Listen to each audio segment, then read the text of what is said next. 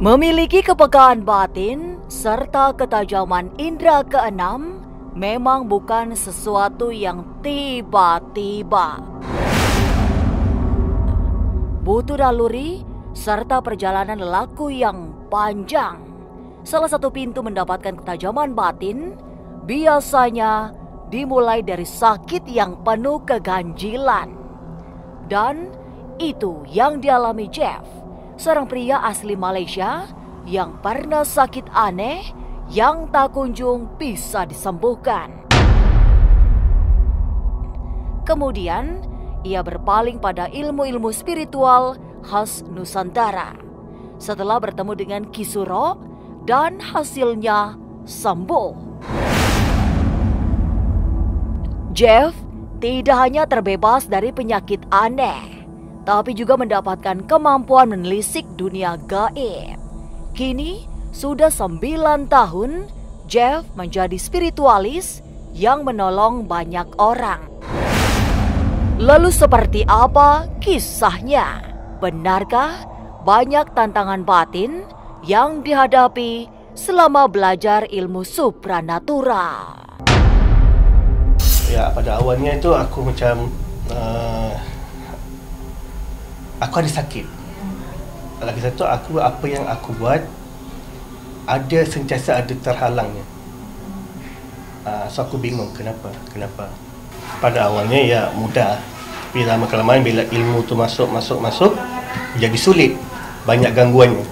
Banyak tantangan. Ya, banyak tantangan. Kalau tantangan paling besarnya ya ASR, Asma Sungai Raja. Asma Sungai Raja. Ya. Jadi ilmu Asma Sungai Raja ini memang termasuk high class ya, ilmu tingkat tinggi. Dan cara pengamalannya, diceritakan dulu cara pengamalannya. Pengamalannya di luar kawasan, di luar rumah terbuka, nggak boleh ada atap. Harus pada waktu malam. Ketika mengamalkan itu ya banyak gangguannya. Gangguannya seperti ya nampak di sekelilingnya. Apa itu? Tak tahu nak ucap itu. Ya. Jadi banyak pada saat pengamalan ilmu Asma Sungai Raja ini memang banyak tantangan. Jadi dari mulai kita wudhu, dari saat kita mulai wudhu itu sudah ada gangguan dari astral, karena kita akan merusak frekuensi astral itu akan terganggu pada saat kita mengamalkan Asma Sungai Raja itu. Kira-kira selama pengobatan pasien apa yang paling berat? Coba cerita tentang ngobatin pasien di Malaysia itu. Okey, kalau mengobati pasien, kalau non medisnya ya kayak orang dapat santet, dapat santau. Yang paling berat aku pernah alami menghadapi yang dari Siam. Saatnya pasien tu sakit, anak kecil. Bila aku pergi jumpa, lalu terus ngomong bahasa Siam. Jadi ada anak kecil itu yang kena gangguan gaib itu. Jadi pas diobati sama Jeff itu yang kerasukan itu jin dari Thailand yang ngomong. Yes. Siam. Masa sampai, lalu masuk rumah, terus ngomong dalam bahasa Siam. Langsung sambil tangannya kayak menulis mantra. Yang terjadi ya duduk sama pasien, baca, buat air, ya bagi dia minum. Alhamdulillah. Anak seorang datuk yang diganggu sama itu yang sampai masuk hospital nggak bisa buang air kecil gimana? Ya, selama 3 hari nggak bisa buang air kecil. Waktu tu udah lewat malam. Aku pergi masuk je bilik, kayaknya macam ada yang lari, macam ada angin kuat. Ya, buatin air. Lalu tak lama lepas tu bisa kencing. Ya. Jadi kisahnya itu begini. Saya perjelas lagi bahwa ada pasien perempuan itu diganggu sama apa Jeb? Kalau di sini Gondoruo, kalau di sana itu apa? Kalau di sana hantu raya. Hantu raya. Jadi diganggu sama hantu raya. Hantu raya itu kalau di Indonesia disebut Gondoruo. Jadi pasien perempuan ini sempat ditiduri sama Gondoruo. Makanya hati-hati, Gondoruo ini di sekian banyak makhluk astral, Gondoruo ini termasuk yang genit. Termasuk yang genit Gondoruo ini. Jadi dia suka perempuan.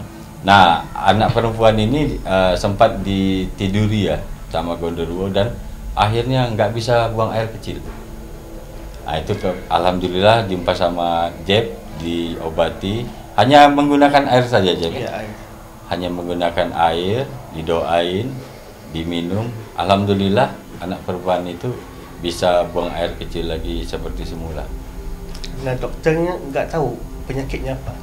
Jadi tidak ditemukan di Ya, doktor pun nggak tahu. Tak detect Iya. apa penyakitnya. Apa yang paling banyak terjadi di Malaysia itu? Santau-santau yang dari Malaysia itu? Masalah keluarga kah? Atau masalah... Kebanyakannya di Malaysia banyaknya santau. Santau itu kalau Indonesianya santet itu. Hmm. Kalau santet kata Indonesia, kata Malaysia itu santau. Nah, terus ada lagi saka. Bisa dijelasin, Jeb? Saka itu apa, Jeb? Kalau di Malaysia itu? Saka sama. Sama juga? Iya, sama juga di sini Saka. Saka ya daripada leluhur keluarga yang lama ya. Iya, jadi saka itu ilmu-ilmu leluhur yang ikut sama turunannya. Ya. Tapi kadang-kadang ilmu-ilmu ini agak beraliran kiri. Beraliran kiri dan turunan yang apa namanya? Yang ditempati oleh sakau ini kadang-kadang nggak mau. Tapi mau tidak mau kadang-kadang ilmu-ilmu leluhur ini ikut dan itu sangat mengganggu kenyamanan ya. Ya, kerana pada awalnya aku passionnya. So aku ketemu Kisoro. Bila dah ada di depan mata, ya aku terusin aja. Iya. Tak perlu aku cari-cari lagi kan, yang udah ada depan mata. Dan alhamdulillah Om Jeb ini udah sering datang ke tempat saya di Muara ini, datang ke Jakarta sudah sering. Dan Iwan Malaysia juga banyak yang datang ke Indonesia sini. Ya, Iwan saya yang di Malaysia atau di Singapura itu atau yang di Brunei itu biasanya saya ajarkan dari tahap awal dulu ya. Dari tahap awal artinya ilmu-ilmu basic dulu. Setelah ilmu-ilmu basic dipelajari, ibadahnya diperbaiki lagi, ya kan? Mulai dari awal itu sudah saya suruh untuk mulai detik ini kamu bantu orang-orang yang sakit. Mulai.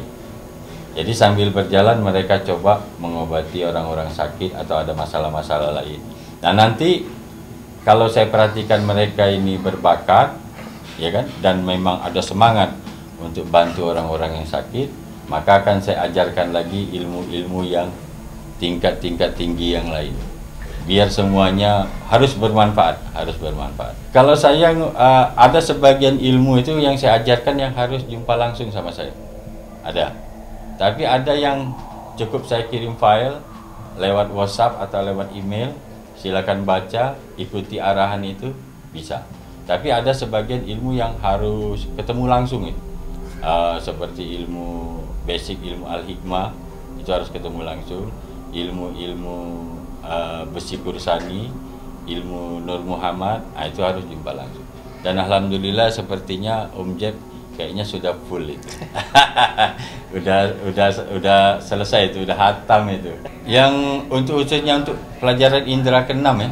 Itu namanya pelajaran indera keenam yang untuk melihat hal-hal yang gaib. Memang ada ilmunya itu. Ada ilmunya dan nanti saya tes langsung.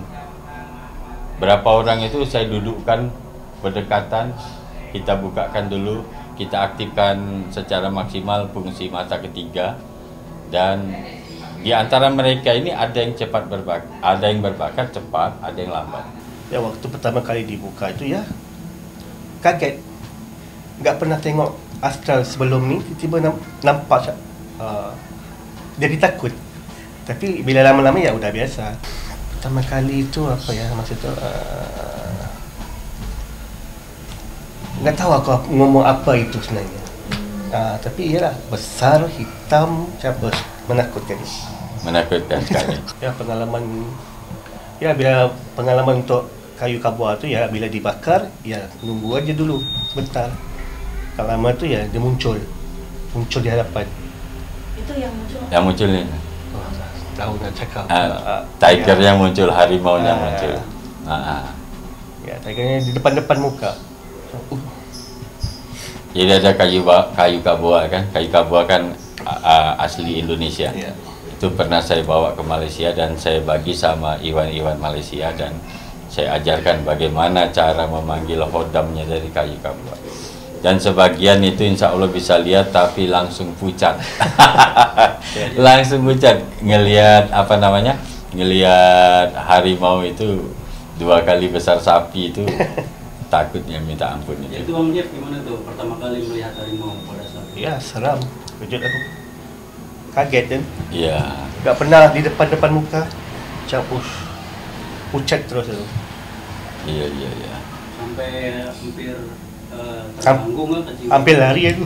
Hampir lari Lari itu. aku. Iya. Hampir lari ngeliat harimau besar ya kan? Mengobati pasien yang jinnya siam. Jin siap. Jin siam. Jin siam itu maksudnya jin yang kiriman dari Thailand. Thailand ya. Nah, itu biasanya memang berat-berat itu. Itu ketika mengobati, apa sih yang Bang Jeff lakukan dengan jin-jin tersebut, misalnya penanganan untuk ke jinnya itu untuk terhindar menghilang dari pasien? Ya ketika itu ya aku hanya fokus pada pasien. Yang di sekelilingnya aku ya biarin aja. Yang penting pasiennya sembuh. Lalu lepas sembuhnya pasiennya ya aku pagari rumah terus. Jadi untuk interaksi sendiri dengan jinnya itu ada nggak? Ada, tapi sama jin siam ni enggak faham aku ya, soalnya bahasanya kan enggak faham. Tapi kalau aku ada masalah di sana ya aku ni suruh macam mana. Oke, Ya. bisa dijelasin, ya. Jadi begini, Iwan saya itu banyak yang ngobatin itu di Malaysia, Singapura. Jadi ya mereka mandiri, mengobati sendirilah. Tapi nanti apabila ada kendala menghadapi pasien-pasien gangguan gaib yang memang keras, biasanya call 911. Ya. Biasanya telepon saya nanti. Entah jam berapapun tetap saya layani. Video call nanti saya bantu. Jadi saya tidak lepaskan Iwan saya itu. Wah, ini kalau mereka nggak bisa saya biarkan tidak. Jadi kalau Iwan saya ada di lapangan ada kendala dalam pengobatan gangguan gaib, itu saya harus turun tangan. Salah satunya yang tadi, yang Gondoruo tadi. Yang Gondoruo itu pada saat perempuan itu masuk hospital di rumah sakit, tidak bisa buang air kecil udah 3 hari atau 4 hari itu nggak bisa. Jeb yang datang sana. Jeb datang sana, tengok dulu Jeb situ, kayak udah kelihatan sama Jeb ini gangguan gaib ini, ya kan? Ini berat ini kayaknya ini, ya kan? Kelihatan sudah berputar-putar Gondoruo dalam rumah sakit itu. Terus Kisuro gimana menangani si Gondoruo? Nah ini Jeb nanti pokoknya kalau berat call Kisuro. Jadi telepon saya video call ya, saya lihat dulu ya, saya ajak komunikasi dulu Gondoruonya ya, kita ajak komunikasi Gondoruonya, mudah-mudahan dia mau mengikuti arahan saya, harus keluar. Kalau tidak mau keluar ya siap-siap jadi debu aja. Kalau Gondoruonya nggak mau patuh ya nggak ada kata lain, jadikan debu. Ya, kalau aku base-nya di Malaysia, tapi ada juga yang di luar yang menghubungi aku. Oh, dari mana tuh biasanya yang sering minta tolong? Ya, dari Indonesia juga ada. Dari Indonesia. Jadi timbal balik. Iya, timbal balik. Timbal balik. Ya, dari Brunei pun ada. Dari Brunei pun ada pasien-pasien Brunei ya. Ya. Iya. Alhamdulillah. Ya jadi begitulah, memang target saya itu dulu ya semua harus bisa bantu umat seperti Ya, itu. benar. Semua Iwan saya harus bisa bantu umat untuk biar ilmunya makin manfaat itu.